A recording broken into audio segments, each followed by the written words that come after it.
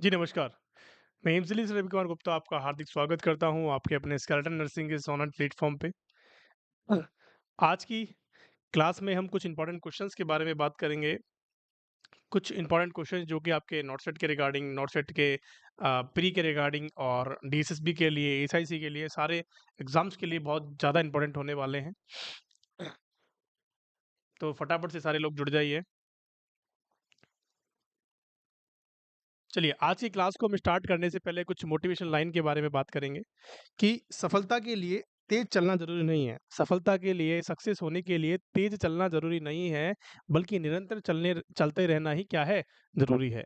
आपने वो कहानी ज़रूर सुनी होगी कछुए और खरगोश वाली कि आपको भागना नहीं है, आपको सिर्फ़ और सिर्फ़ क्या करना है, निरंतर चलते रहना है। निरंतरता आपके जीवन के अंदर है, तो आप सक्सेस हो जाओगे। अगर आपके अंदर निरंतरता नहीं है, कंटिन्यूटी नहीं है, किसी भी बंदे के अंदर, किसी भी स्टूडेंट के अंदर कंटिन्यूटी नहीं है, तो उसका पढ़ना जो है वो व्यर्थ है। आगे बात समझ में? क्योंकि रोज़ पढ़ने से आप रोज़ के रोज़ कुछ नया सीखते हो। 100% बात सत्य है कि आप रोज़ पढ़ते हो तो कुछ ना कुछ आप रोज़ अपना नया सीखते हो, जो आपकी डिक्शनरी में ऐड होता है, आपकी मेमोरी में ऐड होता है। आगे बात समझ में? तो आपको निरंतर पढ़ते रहना है, निरंतर बढ़ते रहना है, ताकि आपकी जो सक्सेस, जो आपका ड्रीम है, वो जल्दी से जल्दी आपको हासिल हो जाए।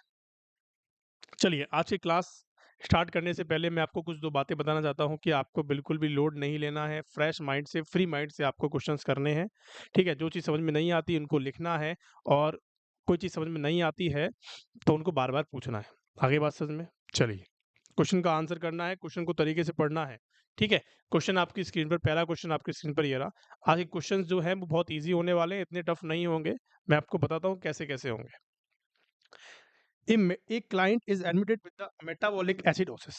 देखो मेटाबॉलिक एसिडोसिस से क्वेश्चन है, क्वेश्चन पूछा गया है, आपने सुना, आपने पढ़ा होगा अपने नर्सिंग करियर के अंदर कि इलेक्ट्रोलाइट इम्बैलेंसेस के जो क्वेश्चंस होते हैं, एसिड इम्बैलेंस के क्वेश्चंस जो होते हैं, वो आपने कहीं न कहीं देखे होंगे। अगर आपने नहीं देखे हैं तो मेरा फुल डिटेल में लेक्चर पड़ा हुआ है, आप वहाँ से जाके देख सकते हो। अगर किसी ने नहीं लिया है तो इम्पोर्टेंट लेक्चर है, इम्पोर्टेंट टॉपिक है, यहाँ से क्वेश्चन ज़रूर पूछे जाते हैं। तो क्वेश्चन क्या कह रहा है कि एक client with admitted with the metabolic acidosis and the nurse considered the two body system interact.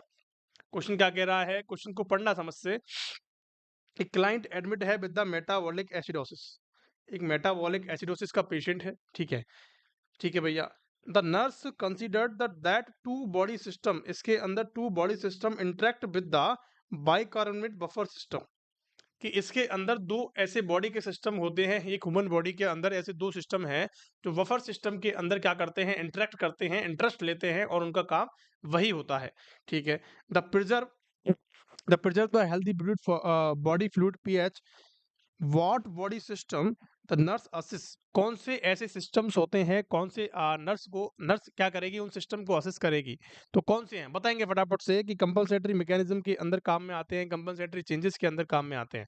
ऐसे 2 सिस्टम के बारे में पूछा गया है। क्वेश्चन क्या पूछा गया है, एनक्लेक्स का क्वेश्चन है बच्चों, ध्यान रखना कि ऐसे 2 सिस्टम कौन से हैं जो क्या करते हैं, हमारे इंटरेक्ट करते हैं, हमारी बॉडी फ्लूइड्स को, पीएच हमारे बॉडी फ्लूइड को हेल्दी बनाने में काम आते हैं, कंपनसेटरी मैकेनिज्म के अंदर काम आते हैं। आगे बात समझ में? तो कौन से सिस्टम्स हैं? देखो, अगर एसिड ज़्यादा होता है आपकी बॉडी में, सपोज़ दैट मैं आपसे बताता हूँ कि अगर आपकी बॉडी में एसिडिटी ज़्यादा हो गई, तो उसको कंपनसेट कौन करता है? हमारी बॉडी के ऑर्गन्स करते हैं। अगर आपकी बॉडी के अंदर पीएच बेस ज़्यादा हो गया, क्या हो गया? बेस ज़्यादा हो जाता है, बाइकार्बोनेट आयन ज़्यादा हो गए, तो उसको कंपनसेट करने का काम कौन करता है? हमारी बॉडी करती है। लेकिन बॉडी के अंदर भी कुछ इंपॉर्टेंट ऑर्गन्स होते हैं जो ही काम करते हैं। आगे बात समझ में? तो मुझे बताएँगे कौन-कौन से सिस्टम्स होते हैं? देखो, सबसे पहली बात मैं आपसे करता हूँ कि मेटाबॉलिक एसिडोसिस क्या होता है? देखो, सिस्टम के बारे में हम समझ लेंगे, लेकिन आपको उससे भी पहले आना चाहिए कि मेटाबॉलिक एसिडोसिस क्या होता है। अगर आपको नहीं आता है तो प्लीज़ मेरा फुल वीडियो डिटेल में जाके देखें, बाकी मैं आपको शॉर्ट में यहाँ पे बता देता हूँ कि मेटाबॉलिक एसिडोसिस क्या होता है। देखो, इसको समझने से पहले आपको 2-3 बातें समझनी है। इसको समझने से पहले आपको 2-3 बातें समझनी है। कौन-कौन सी बातें हैं जो आपको ध्यान में रखनी है? देखो, सबसे पहली बात सबसे पहली बात आपको पीएच स्केल के बारे में आना चाहिए कि पीएच स्केल क्या है? कि अगर पीएच क्या है ब्लड का, नॉर्मल जो पीएच क्या होता है ब्लड का, वो बताएँगे फटाफट से। कितना होता है नॉर्मल? 7.35 टू 7.45 इसका नॉर्मल ब्लड का पीएच होता है। अगर हमारा पीएच, अगर हमारी बॉडी का या ब्लड का पीएच 7.35 से कम होता है, लेस देन जाता है, तो उसको बोलते हैं एसिडोसिस। क्या बोलते हैं मेरे प्यारे बच्चों? कि सर एसिडोसिस बोलते हैं। अगर ये पीएच आपको 7.45 से ज़्यादा देखने को मिलता है, तो इसको बोलते हैं एल्केलॉसिस। क्या बोलते हैं मेरे प्यारे बच्चों? कि सर इसको बोलते हैं एल्केलॉसिस। सिंपल सी कहानी है, सिंपल सी बातें हैं, समझ में आ गई? चलिए, और एक आपने पीएच देख लिया, एक आपको देखना होता है कार्बन डाइऑक्साइड का लेवल, PaCO2 का लेवल आपको देखना होता है। PaCO2 का मतलब क्या होता है कि कार्बन डाई का नॉर्मल लेवल कितना होता है हमारी बॉडी के अंदर, तो आपका आना चाहिए कि 35 टू 45 ऑफ Hg होता है। कितना होता है प्रेशर? कि सर 35 से 45 Hg होता है नॉर्मल प्रेशर। अगर ये अगर ये कहानी 35 से कम हो जाती है, तो इसका मतलब क्या है मेरे प्यारे बच्चों? इसका मतलब क्या है कि अगर ये 35 से कम जाता है, तो हमारा क्या होता है कि सर बाइकार्बोनेट आयन बढ़ते हैं। बाइकार्बोनेट आयन बढ़ते हैं नहीं बढ़ते हैं? कि बिल्कुल बढ़ेंगे सर। अगर आपको ये वॉल्यूम जो है, आपको ये प्रेशर जो है 45 से ज़्यादा देखने को मिलता है, तो इसका मतलब समझना ना कि एसिडिटी बढ़ती है, मतलब कि एसिड बढ़ रहा है आपकी बॉडी के अंदर। आगे बात समझ में? ठीक है। अगर तीसरी बात की बात कर लूँ, PCO2 आपने देख लिया, आपने पीएच के बारे में देख लिया, आपको देखना है फिर HCO3 माइनस बाइकार्बोनेट कितना होता है नॉर्मल बॉडी के अंदर, तो आपको आंसर करना है कितना होता है मेरे प्यारे बच्चों? कि सर 22 से 27 mmHg, 27 मिली इक्विवेलेंट पर लीटर होता है। कितना होता है? कि सर 22 से 27 मिली इक्विवेलेंट पर लीटर होता है। क्या मेरी बात समझ में आ गई आप सभी को? बहुत बढ़िया। अगर ये 22 से कम जाता है, अगर ये 22 से कम जाता है, तो मतलब एसिडिटी होती है, और अगर ये 27 से ज़्यादा जाता है, तो इसका मतलब क्या होता है? क्या होता है बच्चों? कि सर बाइकार्बोनेट आयन्स बढ़ते हैं। क्या मेरी बात आपको समझ में आ गई आप सभी को? कि सर बिल्कुल आ गई। चलिए, ये बातें आपको क्लियर होनी चाहिए। ये बातें जो है वो बेसिक हैं, आपको ये आना ही आना चाहिए। आगे बात समझ में, इसको समझने के लिए आपको ये चीज़ें आनी ही आनी चाहिए। अब देखो, मेटाबॉलिक एसिडोसिस का मतलब क्या है? इसको समझने से पहले एक चीज़ और समझनी है आपको, ठीक है? आपको एक चीज़ और समझनी है, कौन-सी चीज़ है? कि अगर कभी भी लाइफ में आपको 2 चीज़ें, 2 वर्ड आपको याद रखने हैं, मैं आपको बताता हूँ, कि अगर पीएच एंड PaCO2, अगर pH and PaCO2 same direction के अंदर मूव कर रहे हैं, same increase in same direction, move in same direction का मतलब समझ रहे हो मेरे प्यारे बच्चों? या तो ये दोनों कम होंगे या दोनों ज्यादा होंगे। अगर ये सेम डायरेक्शन के अंदर मूव करते हैं, तो उसको कहते हैं मेटाबॉलिक कंडीशन, उसको कहते हैं मेटाबॉलिक कंडीशन। अगर ये अपोजिट डायरेक्शन के अंदर मूव करते हैं, अगर हमारा पीएच और PaCO2 जो है वो अपोजिट डायरेक्शन के अंदर मूव करते हैं, मान लो पीएच बढ़ रहा है, PaCO2 क्या हो रहा है? कम हो रहा है। CO2 का लेवल कम हो रहा है, पीएच बढ़ रहा है, ठीक है? या फिर CO2 का लेवल ज्यादा हो रहा है, पीएच कम हो रहा है, तो मतलब अपोजिट डायरेक्शन में मूव कर रहे हैं। तो कौन सी कंडीशन होगी मेरे प्यारे बच्चों? कि सर रेस्पिरेटरी कंडीशन होती है, कि सर आंख बंद करके आपको रेस्पिरेटरी की तरफ जाना है, और सेम डायरेक्शन में मूव करते हैं तो आपको मेटाबॉलिक कंडीशन की तरफ जाना है। क्या मेरी बात समझ में आ गई? चलिए, अब मैं आपसे एक बात और करता हूं कि सर इनको याद रखने का तरीका और बता दीजिए। कि सर अगर आपको ऐसे याद नहीं होता है, तो मेटाबॉलिक सेम के अंदर आता है मैं, सेम के अंदर आता है एम, और मेटाबॉलिक भी कहाँ से स्टार्ट होता है? कि सर एम से स्टार्ट होता है। तो आप, अगर आपको सेम डायरेक्शन में सेम डायरेक्शन में मूव करते हुए दिखाई दें, तो आपको समझना है कि मेटाबॉलिक कंडीशन होने वाली है। और अगर ये अपोजिट डायरेक्शन के अंदर मूव करते हैं, तो समझ लेना कि कैसी कंडीशन में जाने वाले हैं? कि सर रेस्पिरेटरी कंडीशन में जाने वाले हैं। क्या मेरी बात समझ में आ गई आप सभी को? चलिए, मैं आपको इसको एग्जाम्पल के थ्रू आपको बहुत बेहतरीन तरीके से समझाएंगे इसको, ताकि आपका कॉन्सेप्ट जो है वो बिल्कुल क्लियर हो जाए। देखेंगे यहाँ पे, अब देखो, अब मैंने आपको बताया कि सर ये सेम और अपोजिट डायरेक्शन में मूव कर रहे हैं। अब मैं आपसे एक क्वेश्चन करता हूं, अब मैं आपसे एक क्वेश्चन करता हूं कि अगर किसी ब्लड का, आपने किसी एबीजी करी एक पेशेंट की, आर्टेरियल ब्लड गैस, आप सभी को पता है एबीजी कैसे करते हैं? आरबीजी की फुल फॉर्म क्या होती है? सर आर्टेरियल ब्लड गैस होती है। आर्टेरियल ब्लड गैस के ऊपर मैंने पूरा लेक्चर लिया हुआ है, इंपॉर्टेंट है, आपको जाके लेना है, हाई हिल टॉपिक्स के अंदर आता है। बहुत ज़्यादा इंपॉर्टेंट है, क्वेश्चन आते हैं वहाँ से। आगे बात समझ में। अगर मैं आपसे एक क्वेश्चन करता हूँ कि सर किसी बंदे की जो पीएच है वो कितनी है, कि सर 7.50 है, कि सर 7.50 है, और अगर किसी की पी CO2 का लेवल कितना है, CO2 का लेवल है भैया 46 है, कि CO2 का लेवल 46 है, पीएच उसकी जो है वो 7.50 है, और उसका HCO3 जो आयन है वो कितने दे रखे हैं, कि भैया 27 या 25 दे रखे हैं।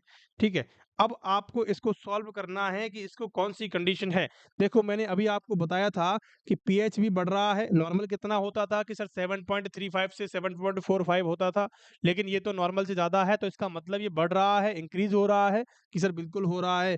कि PCO2 आपने कितना बताया, कि सर PCO2 भी मैंने आपको बताया था कि सर कितना होता है, कि सर 35 से 45 mmHg होता है नॉर्मल। तो नॉर्मल यहाँ पे कितना दे रखा है, कि बच्चा 40 दे रखा है, 40 भी इंक्रीज हो रहा है, कि सर दोनों कंडीशन जो है वो इंक्रीजमेंट देखने को मिलती हैं। दोनों कंडीशन हमें इंक्रीजमेंट देखने को मिल रही है, मतलब सेम डायरेक्शन में मूव कर रही हैं। और जब भी सेम डायरेक्शन में मूव करती हैं तो कौन सी कंडीशन हो गई प्यारे बच्चों, कि सर मेटाबॉलिक कंडीशन हो गई। कि कौन सी कंडीशन हो गई, कि सर मेटाबॉलिक कंडीशन हो गई। अब हमें क्या देखना है, कि सर अब हमारे पीएच को देखना है। अब हमारे पीएच को देखना है, पीएच कितना है, मैंने आपको बताया कि 7.45 नॉर्मल होता है, लेकिन जैसे ही 4-5 से ज़्यादा जाता है तो उसको कंडीशन को क्या बोलते हैं, कि सर एल्केलॉसिस बोलते हैं। उस कंडीशन को हम क्या बोलते हैं, कि सर एल्केलॉसिस बोलते हैं। तो आंसर क्या निकल के आ गया, कि सर एल्केलॉसिस हो गया। मेटाबॉलिक एल्केलॉसिस हुआ या नहीं हुआ, जिसका भी करेक्ट आंसर है वो मेटाबॉलिक एल्केलॉसिस है। क्या मेरी बात समझ में आ गई है? क्या आपको ये क्वेश्चन समझ में आया, नहीं आया? कि सर बिल्कुल आ गया, बहुत बढ़िया।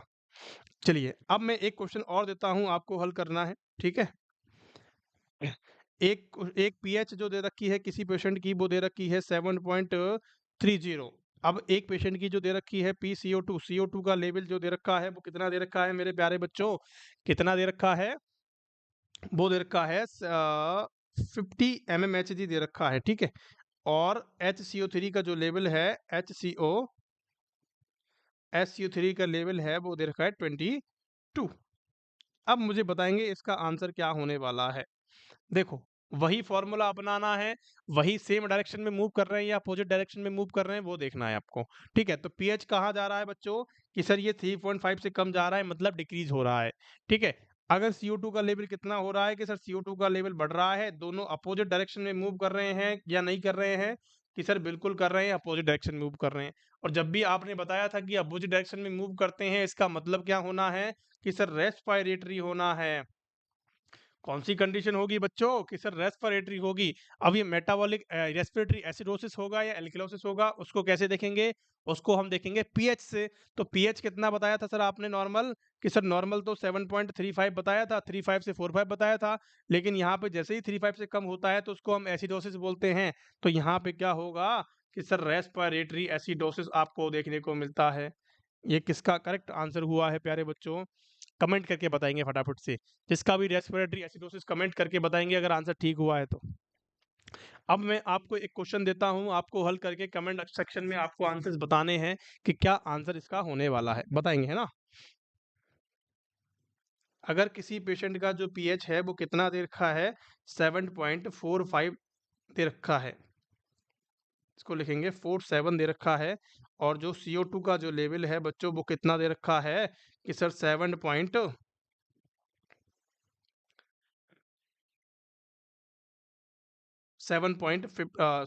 नहीं, इसका जो नॉर्मल लेवल दे रखा है वो 50 आपको दे रखा है। एंड पीएच जो HCO3 का जो लेवल है, HCO3 का लेवल है वो 30 आपको दे रखा है। इसका कमेंट सेक्शन में आंसर करके बताएंगे, जिसका भी करेक्ट आंसर होगा उसको मेरी तरफ से चॉकलेट मिलेगी। आगे बात समझ में।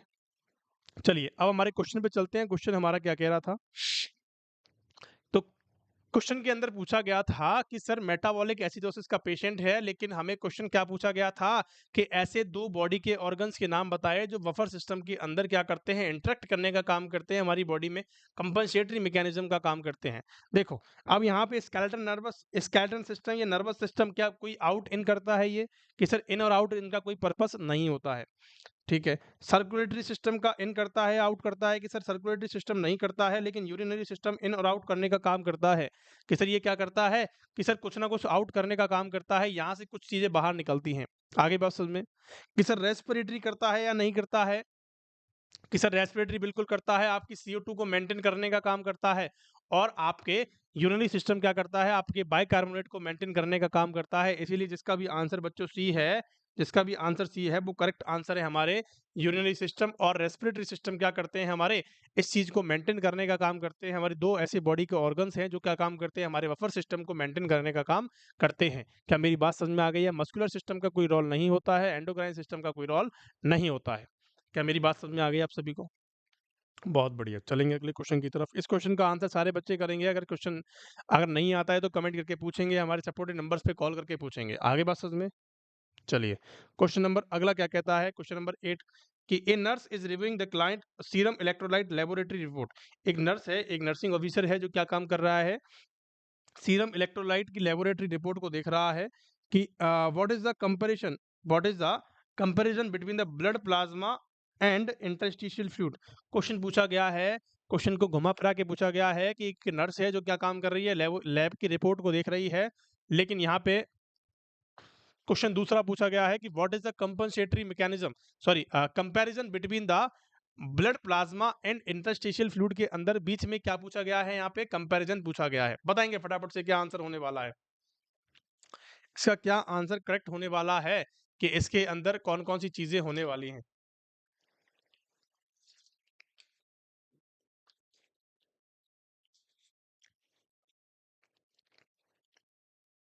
क्या आंसर होने वाला है प्यारे बच्चों, बताए फटाफट से आंसर करेंगे। कि सर इसके अंदर क्वेश्चन पूछा गया है कि what is the comparison between the blood plasma and interstitial fluid. Interstitial fluid के अंदर और ब्लड प्लाज्मा के अंदर कौन कौन से डिफरेंसेस होते हैं। देखो क्वेश्चन क्वेश्चन बहुत इजी है, क्वेश्चन को समझने का तरीका आपको आना चाहिए। मैं आपको एक लाइन बोलूंगा, आपको क्वेश्चन समझ में आ जाएगा, ठीक है। हमारी बॉडी के अंदर 2 टाइप्स के फ्लूइड होते हैं। कितने टाइप्स के होते हैं प्यारे बच्चों? कि सर 2 टाइप्स के फ्लूइड होते हैं। 2 फ्लूइड्स होते हैं, कौन-कौन से होते हैं? एक तो सेल के अंदर होते हैं, एक तो सेल के अंदर होते हैं और एक सेल के बाहर होते हैं। एक सेल के बाहर होते हैं। आगे बात समझ में? देखो, अब सेल के जो अंदर होता है उसको बोलते हैं इंट्रासेल्युलर। सेल के जो अंदर फ्लूइड होता है उसको बोलते हैं इंट्रासेल्युलर, और जो सेल के बाहर होते हैं उसको बोलते हैं एक्स्ट्रा सेलुलर। Extra cellular. अब जो एक्स्ट्रा सेलुलर चीजें होती हैं उनके अंदर चीजें कैसी होंगी बच्चों? जैसे मैं आपसे एक क्वेश्चन करता हूं कि सर इंट्रासेलुलर के अंदर पोटेशियम ज्यादा पाया जाता है, सेल्स के अंदर पोटेशियम ज्यादा पाया जाता है, और कितना नॉर्मल लेवल होता है? कि सर 3.5 टू 5.1 मिली इक्वलेंट पर लीटर होता है नहीं होता है? कि सर बिल्कुल होता है। कि सर एक्स्ट्रा सेलुलर फ्लूइड के अंदर 2 चीजें आती हैं, कौन कौन सी चीजें आती हैं? कि सर एक तो होता है ब्लड प्लाज्मा, एक तो होता है हमारा ब्लड प्लाज्मा और एक होता है इंटरस्टिशियल फ्लूइड। अब भैया इंटरस्टिशियल फ्लूइड कौन सा होता है? कि सर इंटरस्टिशियल फ्लूइड का मतलब होता है ब्लड प्लाज्मा, का मतलब होता है कि एक तो ब्लड की बात कर रहे हैं जो वेसल्स के अंदर बह रहा है उसकी बात कर रहे हैं, और एक जो आपकी सेल्स के बीच में पाया जाता है उस सेल को बोलते हैं इंटरस्टिशियल फ्लूइड। जो आपकी सेल के चारों तरफ पाया जाता है, सेल के बाहर पाया जाता है, उसको कहते हैं इंटरस्टिशियल फ्लूइड। और जो इंटरस्टिशियल फ्लूइड है वो कहाँ से बनता है? हमारे ब्लड प्लाज्मा से ही बनता है। तो ब्लड प्लाज्मा और इंटरस्टिशियल फ्लूइड जो होते हैं वो कैसे होते हैं, किसके पार्ट होते हैं बच्चों? सर एक्स्ट्रा सेलुलर फ्लूइड के पार्ट होते हैं। और एक्स्ट्रा सेलुलर फ्लूइड के अंदर सबसे ज्यादा कौन सा पाया जाता है आयन? कि सर सोडियम पाया जाता है, जिसकी नॉर्मल वैल्यू होती है 135 से 145, 135 से 145 मिली इक्विवेलेंट पर लीटर होती है। क्या आप सभी को ये बात पता है?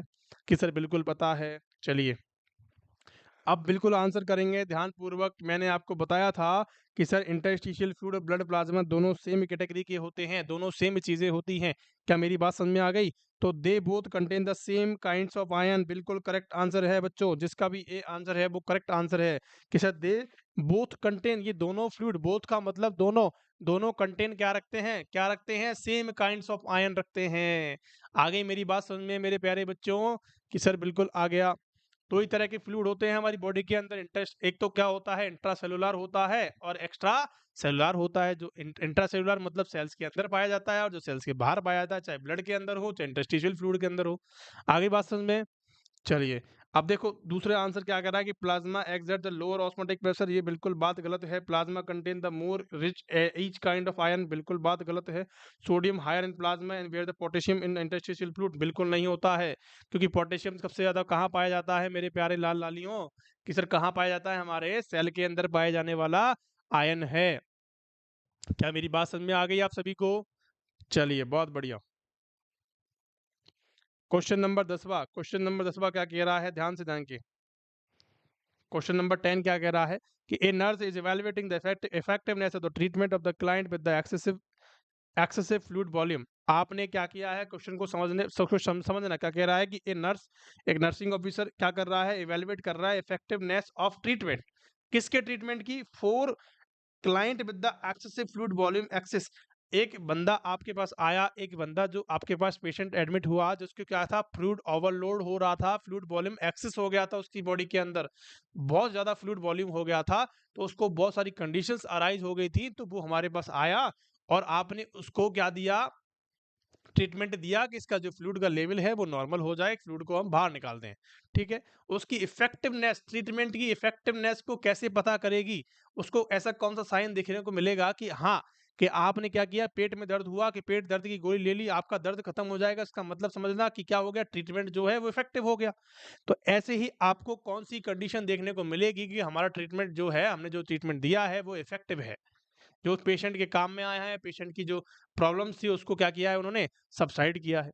आगे बात समझ में, तो what the clinical finding indicate the treatment has been successful, कि भैया ट्रीटमेंट जो है वो सक्सेसफुल हो चुका है, ऐसा कौन सी बात यहाँ पे करेगी, ऐसा कौन सा कारण यहाँ पे बनेगा, ऐसा कौन सा यहाँ पे ऑप्शन आएगा कि भैया ट्रीटमेंट सक्सेसफुल हो गया है।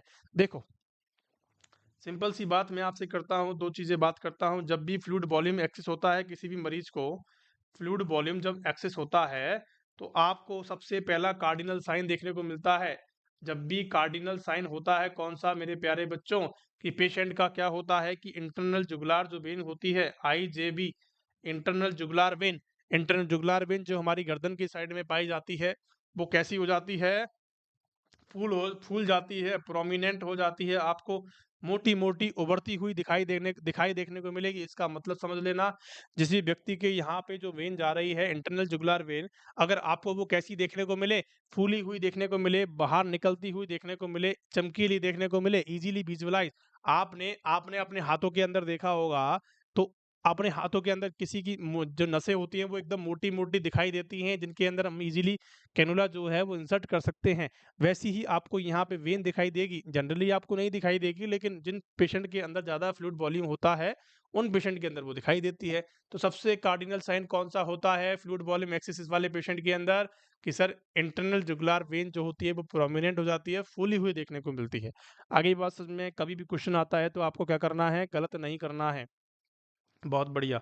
और क्या होता है कि सर फ्लूइड वॉल्यूम जब भी एक्सेस होता है तो पेशेंट को कौन सी डिफिकल्टीज, रेस्पिरेशन में डिफिकल्टी होती है, सांस लेने में दिक्कत आती है, आगे बात समझ में, कार्डियक ओवरलोड होता है, तो बहुत सारी कंडीशंस अराइज हो जाती हैं। चलिए, अब आपको क्या करना है कि आपने, आपके पास पेशेंट आया और आपने उसको ट्रीटमेंट दिया, आपने उसको लेसिक्स दिया कि भाई उसका यूरिन आउटपुट जो है वो बढ़ जाए ताकि उसका फ्लूइड वॉल्यूम कम हो जाएगा। ठीक है, तो आपने क्या किया, मैंने आपको बताया था कि रेस्पिरेशन में प्रॉब्लम होती है, जल्दी जल्दी सांसें लेगा और क्लियर सांसें नहीं होंगी, उसकी उसकी जो सांसें होंगी वो क्लियर नहीं होंगी। इससे आपको पता लगा सकते हो कि उसकी क्लियर ब्रेथ साउंड आपको देखने को मिलती हैं, तो क्या हो सकता है उसको, आपने क्या देखा कि जो आप जब पेशेंट आया आपके पास तो उसकी जो साउंड थी वो क्लियर नहीं थी, और अभी क्या हो गई है, क्लियर हो गई है, इसका मतलब हमने जो ट्रीटमेंट दिया है वो इफेक्टिव है। A is the correct answer. Positive paddle pulses positive होती हैं क्या, बिल्कुल नहीं होती हैं। नॉर्मल पोटेशियम लेवल, इसका कोई रोल नहीं है। Increase urine specific reactivity, increase नहीं होती है, डिक्रीज हो जाती है, इंक्रीज नहीं होती है, डिक्रीज हो जाती है। क्या मेरी बात समझ में आ गई आप सभी को? चलें अगले क्वेश्चन की तरफ। आपको कभी भी ये क्वेश्चन देखने को मिले तो आपको बिल्कुल करेक्ट आंसर करना है। चलिए, क्वेश्चन नंबर 11 क्या कहता है कि a nurse is caring for the client with the albumin area, albumin urea, albumin urea का मतलब समझ रहे हो आप सभी, के albumin in the urine, in the, की यूरिन इन एल्बुमिन, क्या एल्बुमिन इन यूरिन, बताएंगे फटाफट से कि एल्बुमिन इन यूरिन, एक तरह का एल्बुमिन क्या होता है कि सर एल्बुमिन जो होता है वो प्रोटीन होता है और क्या काम करता है एल्बुमिन यूरिन यूरिन के अंदर एल्बुमिन का पाया जाना क्या कहलाता है एल्बुमिन यूरिया कहलाता है। आगे बात समझ में एल्बुमिन का काम क्या होता है देखो क्वेश्चन पढ़ते हैं पहले समझ से कि a nurse is caring for the client albumin urea and resulting with the oedema. ठीक है। व्हाट प्रेशर चेंजेस द कौन सा प्रेशर जो है वो चेंजेस होता है does not occur in the determine the cause of oedema. मतलब कि एडिमा का कॉज यहाँ पे बेसिकली पूछा गया है कि एल्बुमिन की बात कर रहे हैं यहाँ पे। तो सबसे पहली बात आपके दिमाग में ये आती है कि एल्बुमिन कैसी होती है। एल्बुमिन कैसी होती है बच्चों कि सर ये प्रोटीन होती है जिसका नॉर्मल लेवल बॉडी के अंदर कितना होता है। जिसका नॉर्मल लेवल जो होता है इसका जो नॉर्मल लेवल होता है वो कितना होता है मेरे प्यारे बच्चों 3.4 टू 5.4 ग्राम पर डेसीलीटर होता है।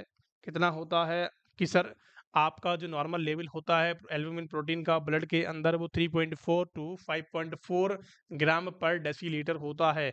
आपसे क्वेश्चन पूछा जा सकता है इंपॉर्टेंट क्वेश्चन है। अब एल्बुमिन का काम क्या होता है।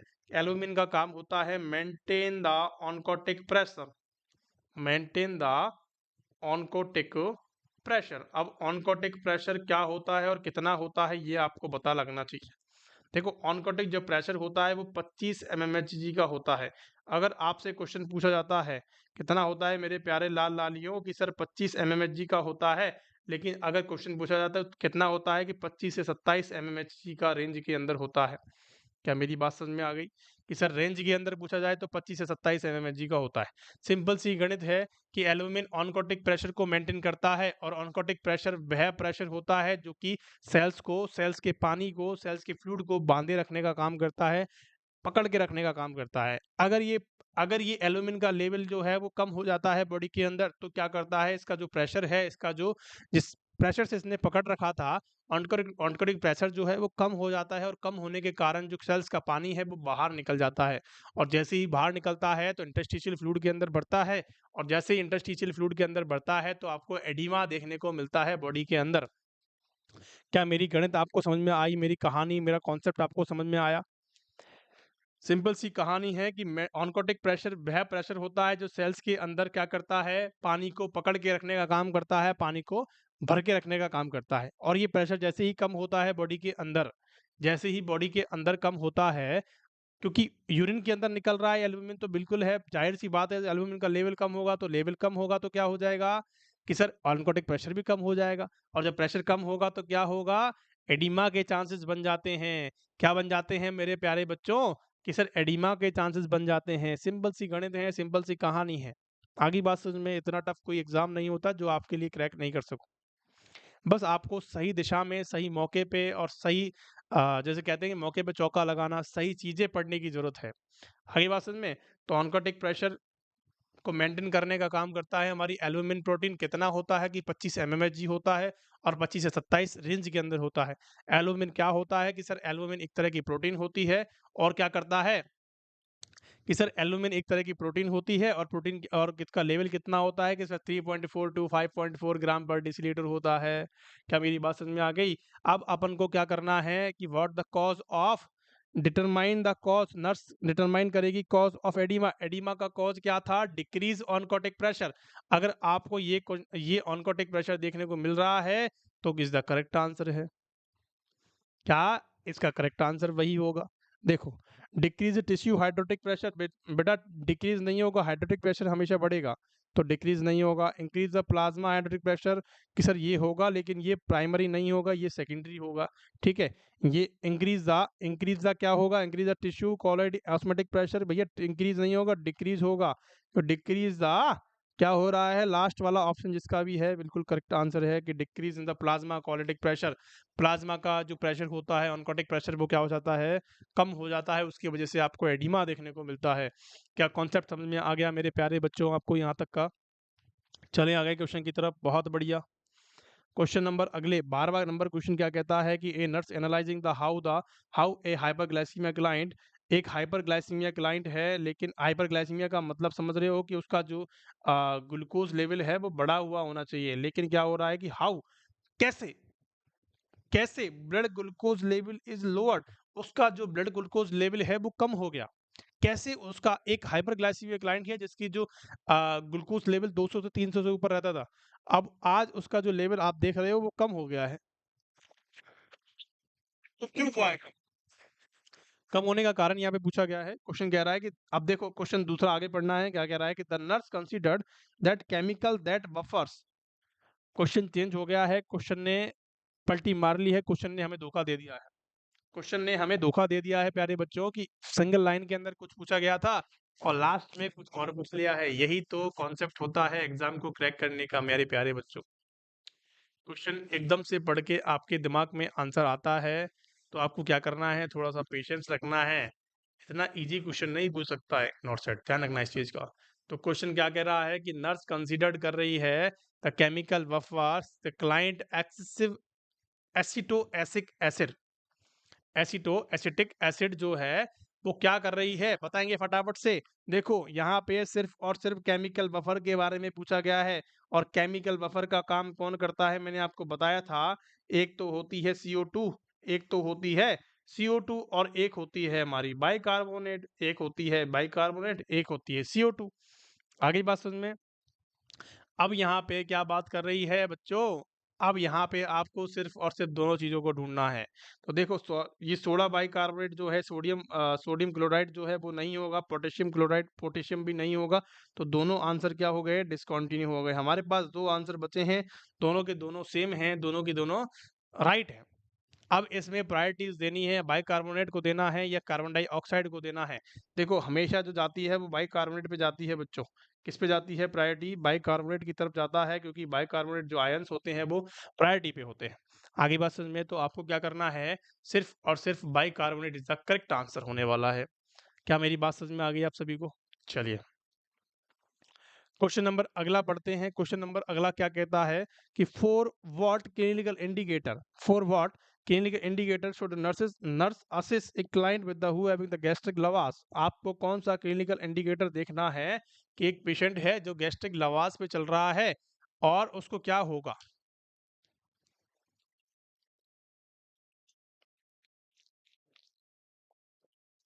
बहुत अच्छा क्वेश्चन है, क्वेश्चन आंसर करेंगे फटाफट से। देखो सिंपल सी कंडीशन है, गैस्ट्रिक लवाज क्या होता है, गैस्ट्रिक गवाज क्या होता है, उसका मतलब आपको पता होना चाहिए। देखो दो कंडीशंस होती हैं, एक होता है गैस्ट्रिक लवाज होता है, एक होता है गैस्ट्रिक गवाज होता है। देखो एल फॉर लेना, एल फॉर लेना और G for give, G for give, give मतलब देना। आप सभी को पता है कि सर एल फॉर लेना, जी फॉर देना, जी फॉर गिव का मतलब क्या होता है, जी फॉर गिव और गिव फॉर देना। आगे बात सिंपल सा कॉन्सेप्ट है, सिंपल सिंपल बातों के अंदर समझना है कि सर एस्ट्रिक लवाज गैस्ट्रिक का मतलब होता है स्टमक, कि सर स्टमक के अंदर किसी भी फ्लूइड को देना और किसी भी फ्लूइड को लेना क्या कहलाता है, गैस्ट्रिक लवाज और गैस्ट्रिक गवाज कहलाता है। आगे बात समझ में। अगर आपने क्या किया है, गैस्ट्रिक गवाज अगर किसी पेशेंट का कर रहे हो, अगर गैस्ट्रिक लवाज का मतलब होता है कि into the stomach, into the stomach, और आपने क्या कर रहे हो, सॉरी फ्रॉम द स्टमक, कि आपने लिया है वहां से, आपने क्या किया है, किसी भी फ्लूइड को निकाला है, किसी भी फ्लूइड को लिया है, तो उसका मतलब होता है लवाज। आगे बात समझ में। ठीक है, अगर आपने किसी भी फ्लूइड को इंसर्ट किया है, उसके अंदर किसी भी फ्लूइड को आपने डाला है, तो उसको बोलते हैं गैस्ट्रिक गवाच। आगे बात समझ में। अब सिंपल सी कहानी है, आप अगर किसी पेशेंट को गैस्ट्रिक लवाज दे रहे हो, गैस्ट्रिक लवाज का मतलब होता है कि वहां से आपने किसी भी मटेरियल को निकाला है। अगर आप किसी पेशेंट से गैस्ट्रिक लवाज करते हो और गैस्ट्रिक लवाज के रूप में आप क्या निकालते हो, वहां से एसिड निकालते हो, क्योंकि गैस्ट्रिक और स्टमक की बात करें तो स्टमक के अंदर सबसे ज्यादा एसिड पाया जाता है, एसिड की मात्रा ज्यादा होती है। और एसिड कौन सा होता है कि सर हाइड्रोक्लोराइड होता है, HCl की मात्रा ज्यादा होती है। अब जब वहां से आप एसिड को निकाल लोगे तो आपकी बॉडी में क्या बच जाएगा, कि आपकी बॉडी में HCO3 बच जाएगा, बाइकार्बोनेट आयंस बन जाएंगे। बाइकार्बोनेट जो आयन है आपकी बॉडी में दो चीजें होती हैं। आपका जो नॉर्मल लेवल होता है पीएच जो होता है ब्लड का वो कितना होता है 7.35 टू 7.45 होता है। ठीक है, अगर आपने पूरा एसिड बाहर निकाल दिया है तो कौन सी चीज बच गई? तो कौन सी चीज बच गई कि सर बाइकार्बोनेट आयन बच गए। तो आपको वही चीज यहाँ पे पूछी गई है कि आपको आपने अगर वहां से एसिड को निकाल लिया तो क्या बचेगा। गैस्ट्रिक लवाज आपने कर लिया तो क्या कंडीशन आपको देखने को मिलेगी बॉडी की? क्या डिक्रीज सीरम पीएच? अगर सीरम पीएच का लेवल अगर डिक्रीज होगा तो इसका मतलब एसिडिटी हो रही है। तो एसिडिटी बिल्कुल नहीं होगी क्योंकि एसिड तो आपने निकाल लिया है, बिल्कुल नहीं होगी। Increase the serum oxygen level, oxygen level कम ज्यादा की यहाँ पे कोई बात नहीं होगी कि increase the serum bicarbonate level. बिल्कुल भैया, यहाँ पे जो हमारे सीरम के बाइकार्बोनेट लेवल्स हैं वो बढ़ जाएंगे। Third is answer is the correct answer. आपने वहां से एसिड को निकाल लिया, सपोज दैट आपके पास एक डब्बा है। आप तो सिंपल सिंपल सी कहानी में याद रखेंगे कि आपके पास एक डब्बा है और डब्बे के अंदर एसिड भी प्रेजेंट है और क्या है कि सर इसके अंदर बाइकार्बोनेट भी प्रेजेंट है। आपने अगर एसिड को बाहर निकाल दिया, अगर आपने एसिड को बाहर निकाल दिया तो डब्बे के अंदर क्या बच गया कि सर बाइकार्बोनेट आयन बच गए हैं। सिंपल सी बात है। अगर ये क्वेश्चन पूछता कि सर बाइकार्बोनेट को आपने बाहर निकाला है तो क्या बचा हमारी बॉडी के अंदर कि सर एसिड बच गया, तो उसको कहते हैं गैस्ट्रिक लवाज और गैस्ट्रिक गवाज। क्या मेरी बात समझ में आ गई आप सभी को?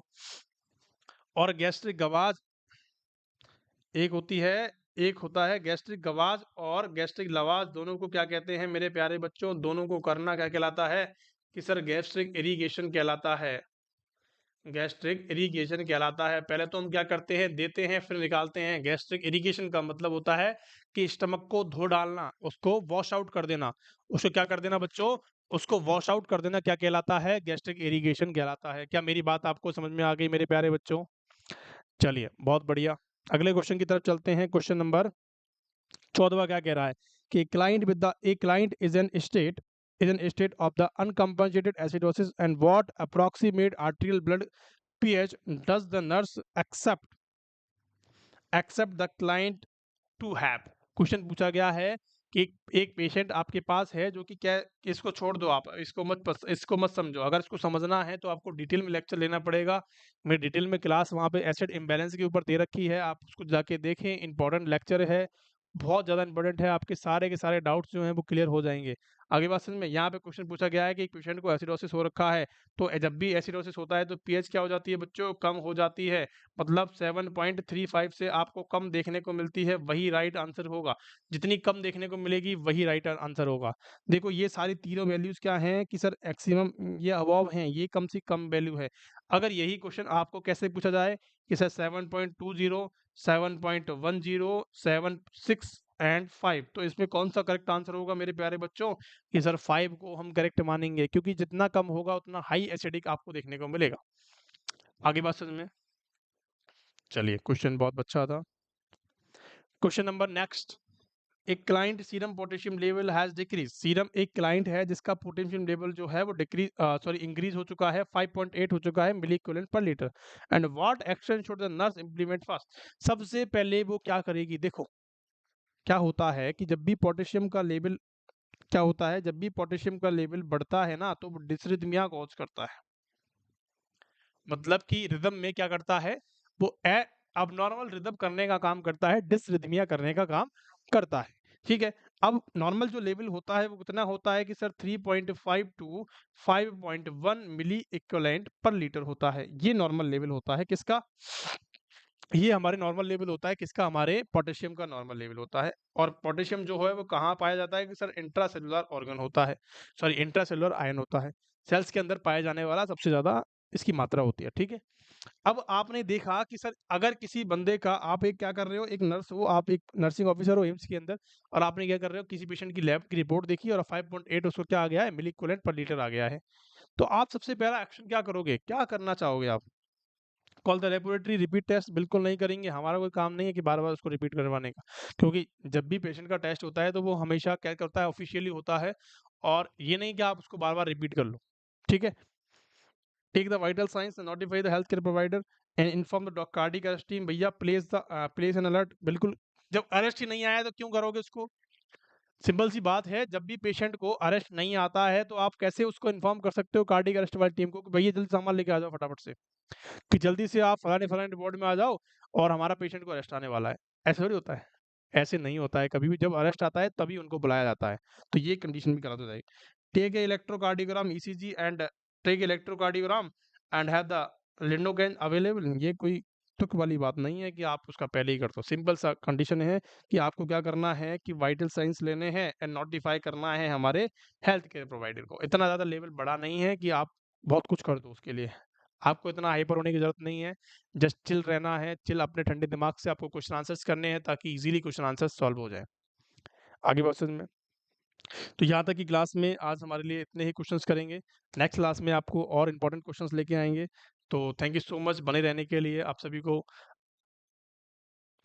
अगर आपको क्लास पसंद आई हो तो प्लीज़ अपने दोस्तों के साथ शेयर करें ताकि हमें और आपको दोनों को एक मोटिवेशन मिल सके अच्छा काम करने का, अच्छे क्वेश्चंस आपके लिए लाने का। और थैंक यू सो मच। हमारी बिगिनिंग है, अभी हमने स्टार्ट किया है, तो आप हमें सपोर्ट करें ज़्यादा से ज़्यादा, अपने दोस्तों के साथ शेयर करें ताकि हमें और अच्छा काम करने का मौका मिल सके और अच्छा काम करने का हमें क्या मिल सके, मोटिवेशन मिल सके। Thank you so much for being there. पढ़ते रहें इसी प्रकार और बढ़ते रहें।